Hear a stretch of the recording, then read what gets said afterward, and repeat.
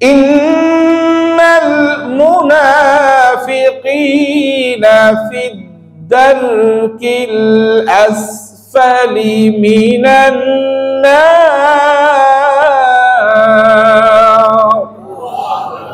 আল্লাহ তাআলা বলেন নিশ্চয়ই জাহান্নামে মুনাফিকদের স্থান হবে সবচেয়ে নিচে, একেবারে তলদেশে। সবচেয়ে ভয়ানক জায়গায় আল্লাহ রাখবেন কাদেরকে? কাফেরদের চেয়েও ভয়ানক জায়গা রাখবেন কাদেরকে? বুঝা গেল মুনাফিকরা কাফেরদের চেয়েও ক্ষতিকর। কারণ দূরের শত্রু ক্ষতি করতে পারে না, ঘরের শত্রু বেশি ক্ষতি করতে পারে। মুনাফিক, নুন ফা কফ। আপনারা যারা আরব দেশে গেছেন, সৌদি আরব, তারা বলে এই নফক দিয়ে বের হয়ে যাইস। নফক মানে সুরঙ্গ। নফক মানে কি? সুরঙ্গ। আরব দেশে যারা গেছেন তারা দেখেছেন পাহাড় কেটে কেটে সুরঙ্গ রাস্তা তৈরি করা হয়েছে বড় বড়। তাদের দেশে তো কিছুক্ষণ পর পরে পাহাড়, কিছুক্ষণ পরে পরে পাহাড়। রাস্তা সোজা করার জন্য পাহাড় কেটে কেটে রাস্তা করা হয়েছে। কতক্ষণ আকাশ দেখা যায়, কতক্ষণ পাহাড় দেখা যায়, কতক্ষণ উপরে আকাশ দেখা যায়, কতক্ষণ পাহাড় দেখা যায়। এইরকম সুরঙ্গ দিয়ে গাড়িগুলো চলে। এই সুরঙ্গগুলোর নাম হলো নফক। নফক মানে কি? সুরঙ্গ। সুরঙ্গের মুখ থাকে কয়টা? সুরঙ্গের মুখ থাকে দুইটা, একদিক দিয়ে ঢুকে আর একদিক দিয়ে। নফক থেকে আসছে মুনাফিক। নফক, সুরঙ্গের যেমন দুইটা মুখ, ঠিক তেমনি ভাবে এই মুনাফিকদের কেউ একটা চরিত্র হলো। মুনাফিকরা হলো দুই মুখ। কয় মুখ? একদিক দিয়ে মুমিনদের কাছে আসে, এসে আইসা বলে আমরা তোদের সাথে আছি। আবার কতক্ষণ পর রাতের গভীরে কাফেরদের কাছে গিয়ে বলে আমরা তোমাদের সাথে আছি। দুই মুখ মানুষ। এরা হলো কি? যেই জায়গায় স্বার্থ আছে সেই জায়গায় ইসলাম, যে জায়গায় স্বার্থ নাই সে জায়গায় ইসলাম নাই। মসজিদের মধ্যে ইসলাম মানতে চায়, মাদ্রাসার মধ্যে ইসলাম মানতে চায়, জানাজার মাঠে ইসলাম মানতে চায়, কিন্তু সংসদে ইসলাম মানতে চায় না, রাষ্ট্রে ইসলাম মানতে চায় না, বিচারালয়ে ইসলাম মানতে চায় না। এরা মুমিন না মুনাফিক? এরা সব মুনাফিক। স্বার্থের বেলা ইসলাম আছে, স্বার্থ ফুরিয়ে গেলে ইসলাম নাই। এরা কখনো মুমিন হতে পারে না। এরা সব হলো মুনাফিকের দল। এই জন্য সব সময় নিজেকে ইসলামের জন্য নিয়োগ করতে হবে। আমি সব জায়গায় ইসলামকে মানি। কি বলেন? আমার ভাইরা, যে কথা বলতেছিলাম, সুরঙ্গের মুখ থাকে দুইটা। মুনাফিকরাও কয় মুখ? দুই মুখ। এই মুনাফিকদের চরিত্র হলো ইঁদুরের মতো। এরা খুব দ্রুত, খুব চালাক, খুব চতুর। আল্লাহ রাব্বুল আলামিন বলেন মুনাফিকদেরকে জাহান্নামের সবচেয়ে তলদেশে তাদেরকে আক্রমণ করা হবে, তাদেরকে শাস্তি দেওয়া হবে, তাদেরকে সেখানে শায়েস্তা করা হবে। এই জন্য আল্লাহর কাছে দোয়া করেন, আল্লাহ আমাদেরকে মুনাফিকি থেকে হেফাজত করেন। সবাই বলি আমিন। মুনাফিকদের কয়েকটা চরিত্র আল্লাহ তাআলা কোরআনে বর্ণনা করেছেন। আল্লাহর নবীও মুনাফিকদের চরিত্র বর্ণনা করেছেন। রাসূলুল্লাহ সাল্লাল্লাহু আলাইহি ওয়াসাল্লাম বলেছেন আয়াতুল মুনাফিকি সালাত। মুনাফিকদের বৈশিষ্ট্য হলো তিনটি। কয়টা? তিনটি বৈশিষ্ট্য। এক নাম্বার, ইদা হাদ্দাতা কাযাবা। মুনাফিকরা যখন কথা বলে, কথায় কথায় মিথ্যা বলে। এই মিথ্যা কথা যাদের অভ্যাস, এরা মুমিনের পরিচয় না, এটা হলো মুনাফিকের পরিচয়। যারা কথায় কথায় মিথ্যা বলে তারা কি? জোরে বলেন, মুনাফিক। দুই নাম্বার হলো ওয়াইদা ওয়াদা আখলাফা। ওয়াদা করলে ওয়াদার খেলাফ করে। বর্তমান সমাজে ওয়াদা বলতে কিছুই নাই, মানুষের মুখের কোনো দামই নাই। বলে হুজুর এই তো আমি আসতেছি, আপনার টাকাটা একটু পরে দিয়ে দেবো। এক মাসেও খবর নাই। 2 মাস পর যদি বলেন ভাই টাকাটা তো দেওয়ার কথা বলছিলেন, হুজুর আমি কি পালাইয়ে গেছি, আমি তো এলাকায় আসি। কত বড় বদমাইশ। আপনার দোকান থেকে মাল নিছে, বলে ভাই আমি আসতেছি, এই আমি খালি বাসা থেকে টাকাটা নিয়ে আসতেছি। 2 মাসে তারে বাড়ি চালান দিয়ে পাওয়া যায় না, আছে কি নাই? 3 মাস পর দেখা হয়েছে, বলছেন ভাই আমার টাকাটা দেন। আরে তোমার টাকা নিয়ে পালাই গেছি নাকি, বেটা দিব না নাকি? উল্টা পিকআপ, উল্টা ঝাড়ি। এমন বদমাইশ টাইপের মুনাফিক লোক আছে কি নাই? মুমিন যখন ওয়াদা দেয়, হিসাব নিকাশ করে ওয়াদা দেয়। মুমিন ইচ্ছাকৃতভাবে কখনোই ওয়াদার বরখেলাফ করে না। ওয়াদাকে বাস্তবায়ন করার জন্য মুমিন সর্বোচ্চ চেষ্টা করে। এই জন্য কথায় কথায় মিথ্যা বলা মুনাফিকের চরিত্র, আর ওয়াদা খেলাফ করা এটাও কার চরিত্র? এখন যদি আপনি তাকে বলেন ভাই আপনি তো মুনাফিকের কাজ করলেন, বলবে হ্যাঁ আমাকে মুনাফিক বললা, বলবে কি না? আরে ভাই আমি বলি আর না বলি, আল্লাহর খাতায় আপনি মুনাফিক হয়ে গেছেন। আল্লাহর খাতায় কি হয়ে গেছেন? মুনাফিক হয়ে গেছেন আপনি। আমি বললেও কি না বললেও। ওয়াইদা তুমিনা খানা, মুনাফিকের 3 নাম্বার বৈশিষ্ট্য হলো তার কাছে কোনো কিছু আমানত রাখলে সে খেয়ানত করে ফেলে, আমানত রক্ষা করে না। এই জন্য বলেন মুনাফিকের আলামত কয়টা? মুনাফিকের আলামত হলো 3টি। ইদা হাদ্দাসা কাযাবা, কথা বললে মিথ্যা বলে।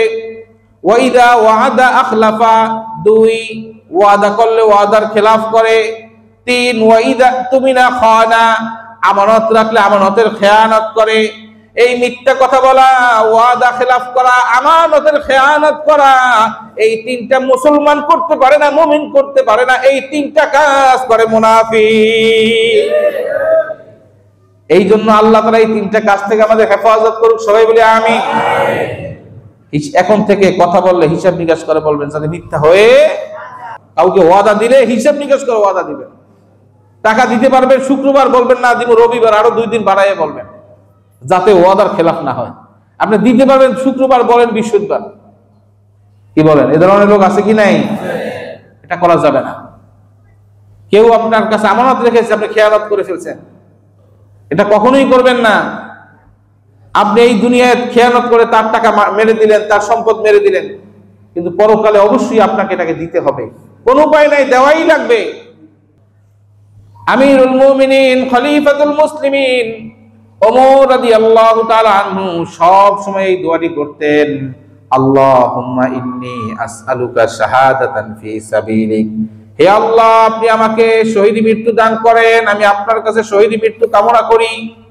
ওয়াজআল মাউতি ফি বালাদি রাসূলিক, আপনার রাসূলের শহর এই মদিনাতুল মুনাওয়ারায় আমার ইন্তেকাল দিয়েন, আমার মৃত্যু দিয়েন। এখন মদিনার মধ্যে তো যুদ্ধ হয় নাই, কিভাবে তিনি শহীদি মৃত্যু লাভ করবেন?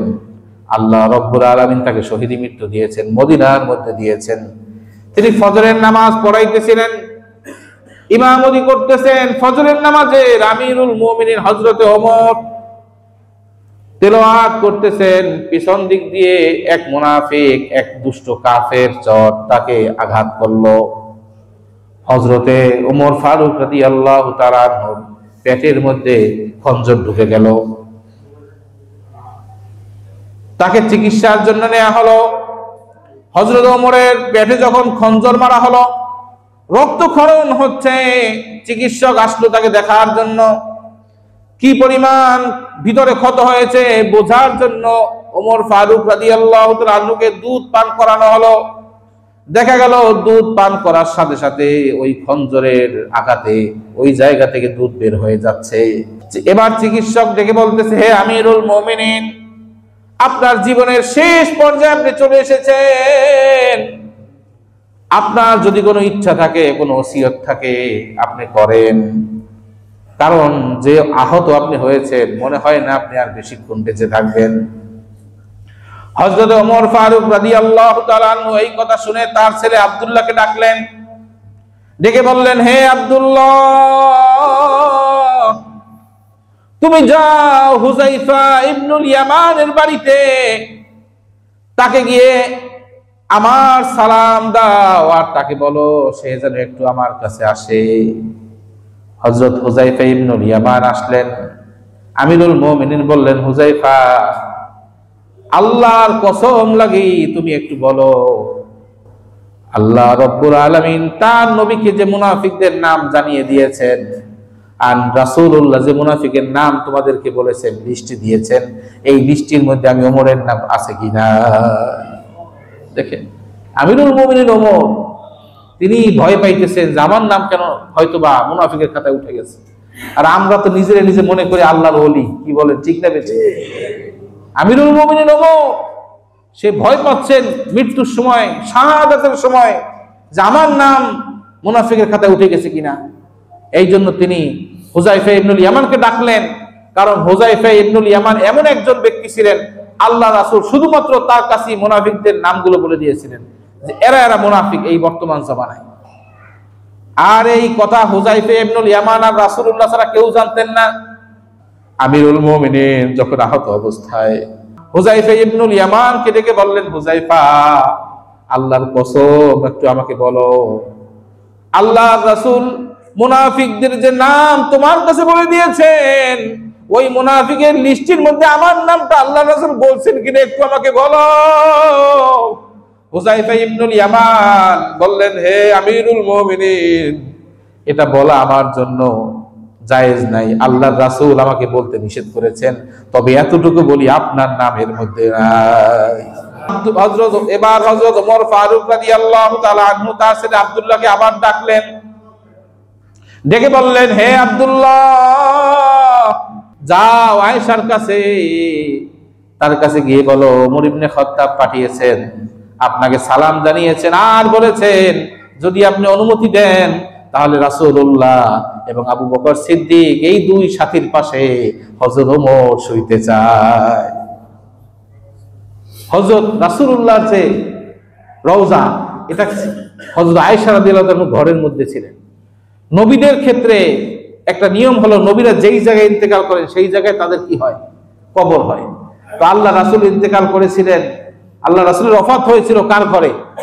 আয়েশা রাদিয়াল্লাহু তাআলা আনহার ঘরে। ওখানেই তার রওজা মুবারক হয়েছে। তার রওজার পাশে আবু বকর, হযরত আয়েশার বাবার কবর রাসূলের রওজার পাশে হয়ে গেছে। এবার হযরতে ওমরের একটু বাসনা, আমার যদি এই দুই সারা জীবন যাদের সাথে চলছি তাদের পাশে যদি আমার কবরটা হইতো, এটা তার মনের একটা কি বাসনা। কিন্তু ঘরটা কার? আয়েশার। এবং তখনও আয়েশা এই ঘরের মধ্যে থাকতেন, এক পাশে কবর আর এক পাশে তিনি থাকতেন, মাঝখান খোলা ছিল, কোনো পর্দাও ছিল না। কারণ কি, একজন স্বামী আর একজন বাবা, পর্দার তো প্রয়োজনই নাই, ঠিক না বেঠিক? এবার হযরত ওমর ফারুক রাদিয়াল্লাহু তাআলা আনহু বললেন, হে আব্দুল্লাহ, যাও আয়েশার কাছে গিয়ে বলো ওমর ইবনে খাত্তাব আপনাকে সালাম পাঠিয়েছেন আর বলেছেন যদি আপনি অনুমতি দেন তাহলে আপনার বাবা আবু বকরের পাশে হযরত ওমর তার কবরটা করতে চায়। হযরত আয়েশা রাদিয়াল্লাহু তাআলা আনহা এই কথা শুনে কাঁদলেন, অনেকক্ষণ কাঁদলেন আর বললেন, আমার মনের ইচ্ছা ছিল আমার বাবার কবরের পাশে যেন আমার কবরটা হয়। সবাই তো চায় বাবার কবরের পাশে কবর, চাই কি চায় না? কিন্তু আজ ওমর ফারুক রাদিয়াল্লাহু তাআলা আনহু আমার কাছে এত সুন্দর ভাবে অনুরোধ করেছেন, আমি ওমরের অনুরোধ ফেলতে পারবো না। যাও যাও গিয়ে বলো অনুমতি দিয়ে দিলাম আবু বকরের পাশে তার জন্য কবর খনন করা হবে। এবার গিয়ে যখন বলা হইল, হযরত ওমর ফারুক রাদিয়াল্লাহু তাআলা খুশি হয়ে গেলেন। হযরত ওমরের ওফাত হয়ে গেল, দাফন কাফনের জন্য প্রস্তুতি নেওয়া হলো, জানাজা পড়ানো হলো। হযরত ওমর ফারুক রাদিয়াল্লাহু তাআলা ইন্তেকালের আগে আবার বলে গিয়েছেন, সাবধান, আয়েশার মনের বিপরীতে আমার কবর ওখানে দিবা না। আমার লাশের কাটিয়া যখন নিয়ে ওই ঘরের সামনে যাইবা, গিয়ে আবার অনুমতি চাইবা যে আপনি যদি অনুমতি দেন তাহলে খাটিয়া ঢুকাবো, নতুবা জান্নাতুল বাকির মধ্যে মাটি দিয়ে দেব। যে কথা বলতেছিলাম, ইন্তেকালের সময়, শাহাদাতের সময় হযরত ওমর ফারুক রাদিয়াল্লাহু তাআলা ভয় পাইতেছিলেন আমার নামটা মুনাফিকের খাতায় উঠে চলে গেছে কিনা। এই জন্য মুনাফিক বড় মারাত্মক, মুনাফিকের অনেকগুলো চরিত্র বৈশিষ্ট্য আছে, আগামী সপ্তাহে বলবো ইনশাআল্লাহ। এই জন্য মুনাফিকি থেকে আল্লাহ আমাদের সবাইকে হেফাজত করুক, সবাই বলি আমিন।